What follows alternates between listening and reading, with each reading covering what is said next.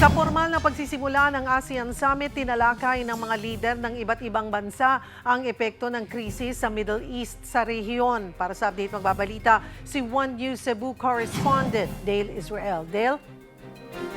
Mayroon to Cheryl, nagsimula na ngayong araw ang ASEAN Foreign Ministers Meeting kung saan tinalakay ng mga kalihim ang direktang epekto sa rehiyon kabilang na ang krisis sa gitnang silangan at ang epekto sa enerhiya, kalakal at supply sa pagkain. Sa talumpati ni Foreign Affairs Secretary Maria Teresa Lazaro, binigyan din niya ang krisis sa Middle East ang nagtulak para madeklara ang State of National Emergency or National Energy Emergency sa Pilipinas itong March 24. Dahil dito, kinailangan baguhin ng Pilipinas sa mga plano para sa pag-host ng mga pulong ng ASEAN kung saan karamihan sa mga pagpupulong ay ginawa na lamang sa pamamagitan ng virtual modalities, habang nilimitahan naman ang mga in-person arrangements para sa mga mahalagang pagpupulong tulad nito. Ayon kay Lazaro, bagaman malaki ang hamon dulot ng kasalukuyang sitwasyon, nananatiling matatag ang ASEAN sa pagtugon sa mga pangmatagalang layunin nito sa ilalim ng ASEAN Community 2045.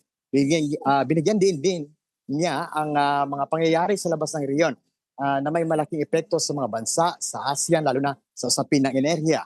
Sa kasalukuyan, umaasa ang ASEAN sa pag-import ng halos 66% ng crude oil, kaya malaki ang epekto ng krisis sa pagtaas ng presyo ng langis, kuryente, pagkain at iba pang batayang bilhin.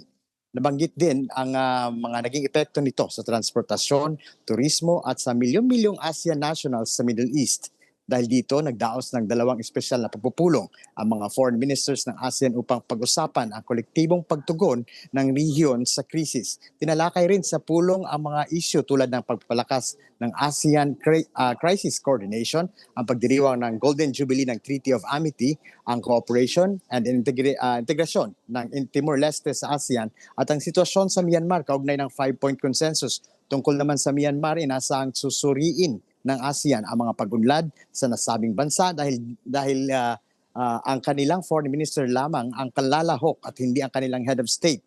Halos lahat ng mga pinuno ng bansang kasapi ng ASEAN ay dadalo dito sa ASEAN Leaders Summit sa Cebu maliban sa Myanmar. Kagabi ay nasaksihan natin ang pagdating ng Sultan ng Brunei Darussalam na si Sultan Haji Hassan al-Bolkiah kasama ang kanyang anak na si Prince Abdul Matiin sa pamamagitan ng Benito Ebuen Air Base sa Lapu-Lapu City. Siya ang kauna-unahang pinuno na dumating kagabi kasama ang kanilang delegasyon. Dumating din kagabi bandang alas 9 ang Pangulong Bongbong Marcos sa Air Base dito sa Lapu-Lapu City. Nasahan naman mamaya ang pagdating ng iba pang mga pinuno ng bansang kasapi ng ASEAN kasama ang kanilang mga opisyal na delegasyon. Cheryl, mamayang hapon inaasahan ang Economic Ministers Meeting at ang BIMP-IAGA Meeting o ang Brunei, Indonesia, Malaysia, Philippines, East Asian Growth Area na binubuo ng mga piling island regions sa Southeast Asia. Inabangan din ang pagdating ng Prime Minister ng Thailand na si Anutin Charnivarakul bandang alauna ng hapon at muling bandang alas 4 ng hapon para sa mga arrival ng mga pinuno. Kasama rin sa nabinabantay natin ang pagdating mamaya-maya lang ang Prime Minister Kairala Sanana Gusmao ng Timor-Leste.